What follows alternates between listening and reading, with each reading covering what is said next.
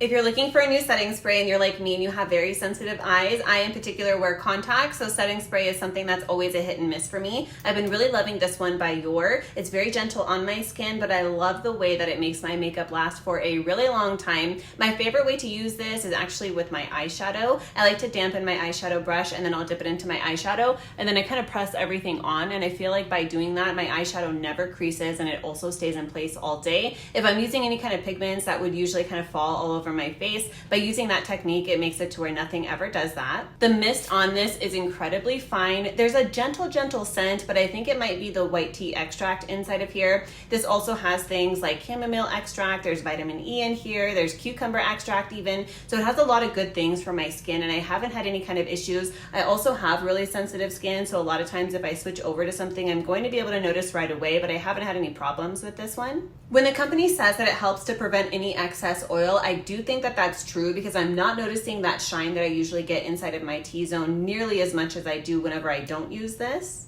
Also, I get these smile lines where any of the products that I put on my skin tends to settle right here. And I notice that when I use this as my last step in my skincare routine, I'm not having that issue at all. Something I did change since I got this setting spray is that my final step in my makeup routine used to always be to powder the top of my face. And I noticed that especially on camera, I would get a white cast or sometimes I would still feel the residue from the powder over top. So by using this as the last step in my skincare routine, I feel like it locks everything in place without it feeling like my makeup ever gets ruined. It's also the type of formula that dries really quickly because the mist is so fine. And the reason I'm saying that is because my mascara is my second to last step in my makeup routine. So I like to use this by spraying everything and then it dries so quickly that I don't have to worry about there being any kind of smudging underneath my eyes from my eyelashes being wet. I think this is fantastic quality. I'm really glad the company sent me this one to try and hopefully this helps.